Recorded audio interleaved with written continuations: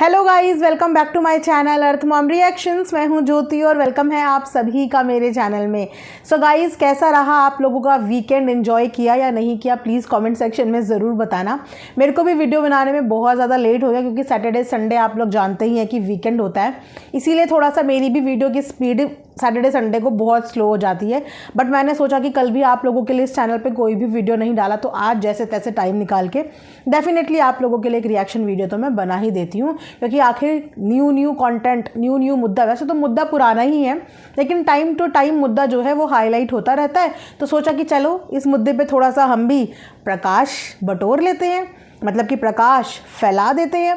तो are you ready guys? तो चलिए वीडियो में बढ़ते हैं आगे। चैनल में नए हैं तो जल्दी से सब्सक्राइब करें और साथ के साथ बेल नोटिफिकेशन भी हिट कर दीजिए ताकि मेरे आने वाली हर वीडियो का नोटिफिकेशन आपको सबसे पहले मिल जाए। मतलब संडे को सबसे पहले तो हेयर वॉश करना मेरे को लगता है कि 80% लेडीज़ का सबसे पहला टास्क होता होगा, और हेयर वॉश करने के बाद बालों की हालत कुछ ऐसी हो जाती है, थोड़ा सा फैले फैले बाल हो जाते हैं, तो प्लीज़ इग्नोर करना। तो गाइज़, वीडियो में आगे बढ़ने से पहले आप लोगों के साथ मैं ये ब्यूटीफुल सा नाइट ड्रेस ज़रूर शेयर करना चाहूँगी। जितने भी लोग शॉर्ट और टी शर्ट पहनते हैं प्लस साइज़ में, अगर आप लोग कुछ देख रहे हैं तो ट्रस्ट मी, इससे बेस्ट ऑप्शन कुछ हो ही नहीं सकता। इतना बढ़िया फैब्रिक है, इतना कंफर्टेबल है। जितने भी प्लस साइज़ वाले हैं मैं बोलूँगी कि आंख बंद करके इसे ले लो, क्योंकि प्लस साइज़ में ना चीज़ें बहुत जल्दी आउट ऑफ स्टॉक हो जाती हैं।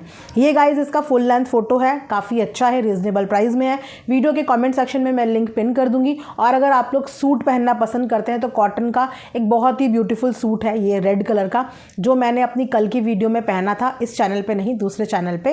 तो फोटो मैं यहाँ पे लगा रही हूँ, इसका भी लिंक मैं इसी के साथ शेयर कर दूंगी। पिन मिल जाएगा आपको कमेंट सेक्शन में, और एक बार जाके चैनल का कम्युनिटी पोस्ट चेक कर लेना, वहाँ पे भी मैंने फोटो के साथ लिंक शेयर करे हैं, तो वहाँ से भी जाके आप बाय कर सकते हैं। तो चलिए विदाउट एनी फर्दर डिले फटाफट से शुरू करते हैं रिएक्शन वीडियो। तो गाइज, वापस से कमरे का, मकान का, घर का, झगड़े का मुद्दा हो गया है शुरू, क्योंकि जो चीज़ें आधी अधूरी रह जाती हैं उन चीज़ों की वापस आने की संभावना उतनी ही ज़्यादा होती है। तो वापस से घर में द्वंद्व छिड़ गया है कमरे का। देखो, अगर हम लॉजिकली ये बात सोचें तो मैं भी इस फेवर में 100% हूँ कि उस कमरे में सांस लेने की जगह नहीं है।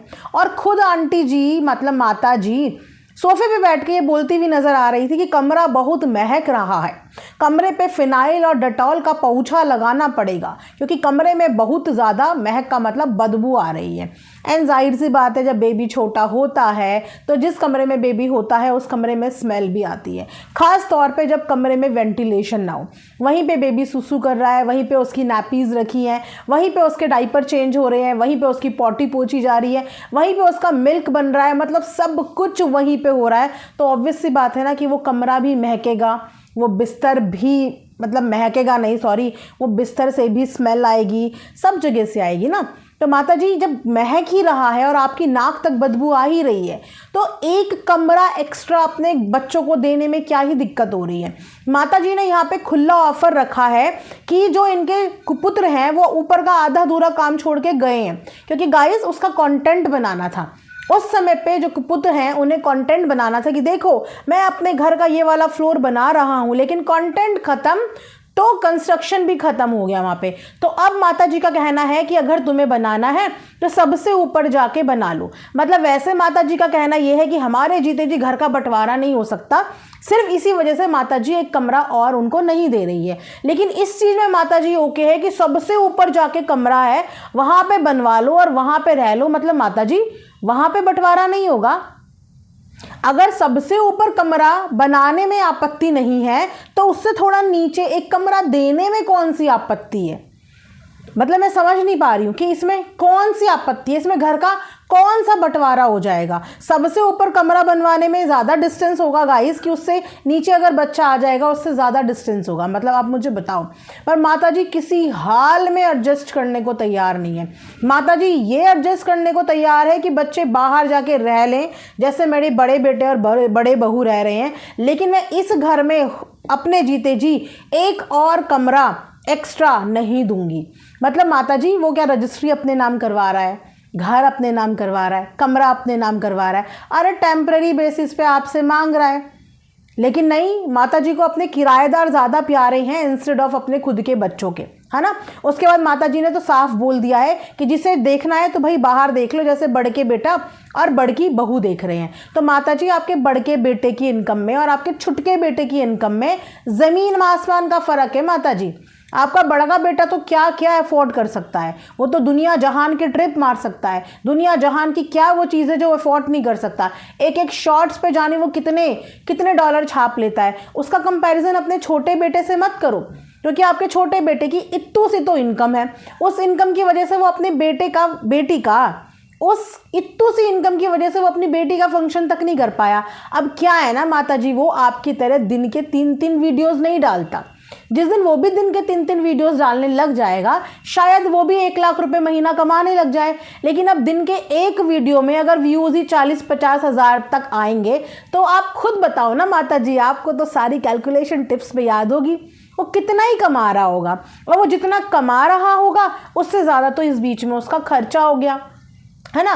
बच्चे की शादी हो जाती है तो बीवी के भी खर्चे होते हैं, अपने भी खर्चे होते हैं, बहुत सारी चीज़ें होती हैं जिसमें खर्च करना पड़ता है। और जब माता पिता ऐसे हों, बस पिता तो बहुत अच्छे हैं, सज्जन इंसान है, काश कि वो उनके अंदर माता की आत्मा चली जाती, माता के अंदर पिता की आत्मा चली जाती, तो शायद आज इस घर के ये हाल नहीं होते। जहाँ पे माँ ऐसी हो जो बच्चों के चावल के दाने, उनका अनाज, उनका खाया पिया तक गिनवा दे समय आने पे, वहाँ पे बच्चों के नीचे निवाला कैसे जाएगा, है ना। और आप देखना कि टाइम पे माता जी छोटी बहू की मम्मी को बहुत याद कर रही हैं, यहाँ तक कि उनकी बहन को भी बहुत याद कर रही हैं कि वो नहीं आ रही है, बहन नहीं आ रही है। अरे माता जी, अगर वो लोग आ भी गए तो कहाँ सुलाइएगा उनको, कहाँ। आपसे एक कमरा एक्स्ट्रा तो दिया नहीं जा रहा है और आप चाह रहे हैं कि घर में ये भी आ जाए, घर में वो भी आ जाए, घर में सब आ जाए आपके, फिर उनका दिया हुआ खाना, मतलब उनको खिलाया हुआ खाना भी आप गिनवाएं, उनको एक ग्लास चाय का पिलाया हुआ भी आप गिनवाएं, फिर उनको सोने के लिए आप जो कमरा दें फिर वो आप गिनवाएं। मतलब चाह क्या रही हैं ये। यहाँ तक कि माता जी ने इस बात को भी हाईलाइट कर दिया कि हमारी छोटी बहू की माँ ने दिया क्या, क्योंकि इनके बड़े बेटे से पूछ लिया गया था कि वो जब बच्ची को देखने आए तो वो क्या लेके आए, खाली हाथ आ गए। तो इन्होंने सीधा टारगेट किया कि फिर उनकी मम्मी क्या लाई ये वही बताएंगे। तो उनकी मम्मी क्या लाई क्या नहीं लाई उनकी बेटी ने वो एक्सप्लेन कर दिया। जिस माता पिता ने अपनी बेटी आपको दे दी, वो बेटी जिसने आपके घर का 4-5 साल का कलंक मिटा दिया, आपको उससे ज़्यादा उन माता पिता से और क्या चाहिए। किसी की बेटी लेके घर में बैठे हो, कन्यादान कर दिया उन्होंने, उससे बड़ा भी कोई दान होता है। आप एक बेटी के माता पिता के बराबरी कभी कर ही नहीं सकते, राइट। लेकिन माता जी अपनी इनकम के साथ, अपने दिए हुए तोहफे के साथ ये कंपैरिजन करने को तैयार है, क्योंकि माता जी ने 51,000 का चढ़ावा चढ़ा दिया, तो माता जी ये उम्मीद कर रही है कि अब उसके मायके वाले भी या तो 51 या मेरे से डबल चढ़ाए। तो माता जी आपके परिवार की इनकम में और उनके परिवार की इनकम में ज़मीन आसमान का फ़र्क है। हर किसी के घर में 4-4, 5-5, 6-6 व्लॉगर नहीं बैठे हैं। हर किसी की माँ जो है कैमरा लेके दिन की 3-3 वीडियो नहीं छापती हैं, है ना। हर किसी की माँ की यूट्यूब की इनकम अलग, किराए की इनकम अलग, स्कूल की इनकम अलग, यहाँ की अलग वहाँ की अलग नहीं है। उनकी जो इनकम है वो उनके पिताजी की इनकम है, जिस इनकम पे उनका पूरा परिवार चलता होगा माता जी, ठीक है। और वैसे भी बेटी की माँ है, खाली हाथ तो कभी आ ही नहीं सकती, है ना। ये तो लिखवा के लाए हैं एक बेटी के पेरेंट्स कि जिस घर में बेटी हो गई और शादी के बाद तो बेटी के माँ बाप बेटी से मिलने के लिए खाली हाथ जा ही नहीं सकते। वरना कुछ ऐसे ससुराल वाले होते हैं जो फिर बेटी को इस बात के लिए सुनाते रहते हैं कि ससुराल से, कि मायके से क्या आया, मायके से क्या आया। तो माता जी मायके से जो आएगा, एक माँ अपनी बेटी के लिए, एक माता पिता अपनी कन्यादान की हुई बेटी के लिए हमेशा अपना 100% करने की कोशिश करते हैं, अपनी औकात से ज़्यादा, ठीक है। तो आपके घर में अभी ऐसा कोई पार्टी फंक्शन नहीं हुआ है जहाँ पे उनको आके देना पड़े। जब आपके खुद के बेटे ने, जो अपने आप को क्लेम करते हैं कि हम दुनिया में सबसे ज़्यादा खुश हैं, हम बड़के पप्पा बड़की मम्मी बन गए हैं, जब वो लोग आए खाली हाथ और जाते हुए 100-500 रुपये टिका के चले गए, तो आप उनकी माँ पिता से किस बात की उम्मीद कर रहे हो, जो उस वक्त पे आए जिस वक्त पे हॉस्पिटल पे किस हालत में उनकी बेटी थी, उस समय पे वो आए, उन्होंने अपनी बेटी देखी, आपके घर का माहौल देखा, आपके घर की स्थिति देखी और वहाँ से वो चले गए। ठीक है, तो एक बेटी की माँ वो सब करेगी जब बेटी उनके घर जाएगी। वो बेटी की माँ वो सब करेगी जब उनकी बेटी के घर में कोई फंक्शन होगा। तो थोड़ा उसका इंतज़ार कीजिए, थोड़ा पेशेंस रखिए, इतनी हबड़ा तबड़ी मत मचाइए। और अगर इतनी दिलदार हैं तो अपने बेटे बहू को घर का बाहर का रास्ता दिखाने के बजाय कि आप उन्हें बाहर का रास्ता दिखाएं, उनको अपने घर में ही एक कमरा दे दीजिए। आज माता जी को याद आ रहा है कि कमरे के अंदर तो इन्वर्टर नहीं होना चाहिए। भाई एक घर में तो 3-3 4-4 इन्वर्टर भी नहीं होने चाहिए। मैं तो यही सोच के हैरान हूं कि इन लोगों के हर किसी के कमरे में अलग इन्वर्टर है। भाई इन्वर्टर हमारे घरों में भी है, पर मुझे ऐसा लगता है कि एक फ्लोर के लिए एक इन्वर्टर सफिशिएंट होता है। बैटरी थोड़ी सी बड़ी लगती है, पर यहाँ पे हर पर्टिकुलर कमरे के लिए एक अलग अलग इन्वर्टर है और सबने वो इन्वर्टर अपने बेडरूम में ही लगाया है। इनके बेटे ने अपने बेडरूम का मुआयना करवाया था एंड ट्रस्ट मी, उस बेडरूम में कैसे बदबू नहीं आएगी, उस बेडरूम में कैसे हाइजीन मेंटेन होगी।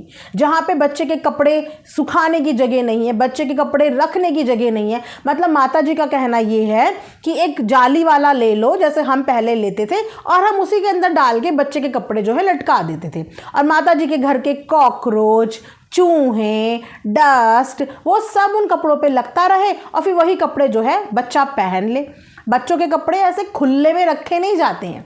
बच्चों के कपड़े धो धा के अच्छे से धूप में सुखा के डिटॉल में डिप करके तब संभाल के कबर्ड में बंद करके रखे जाते हैं, ताकि उनमें कोई भी डस्ट, कोई भी बाहर की कोई भी इन्फेक्शन ना लग जाए।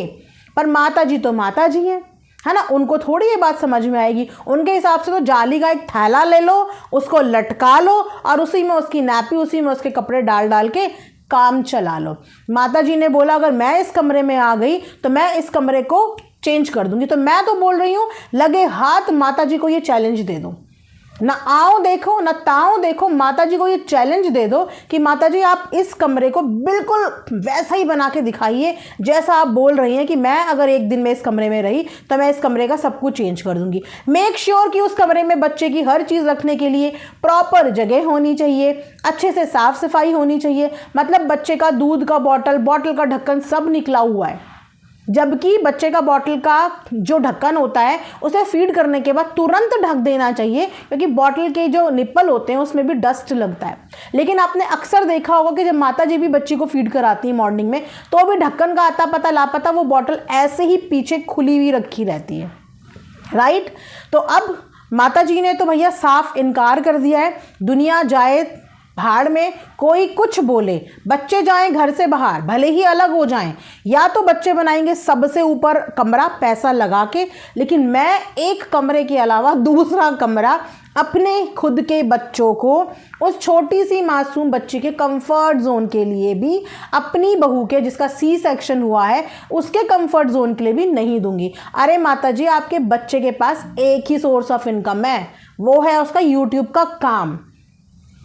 समझ रही है माता जी, वो इतना बड़ा करोड़पति लखपति नहीं है। आपने पढ़ा लिखा के पता नहीं कौन सी बायोलॉजी की डिग्री उसे दी थी, पता नहीं कौन सा बायोलॉजी का टीचर बनाया था कि आज तक वो बायोलॉजी पढ़ाता हुआ कभी दिखा नहीं किसी कॉलेज में, लेकिन हाँ व्लॉगिंग करता हुआ दिखा। तो व्लॉगिंग जो इंसान करता है ना, उसको व्लॉगिंग एडिट करने के लिए, काम करने के लिए भी एक कमरा चाहिए होता है जहाँ पे वो अपना पूरा सेटअप लेके बैठा रहे।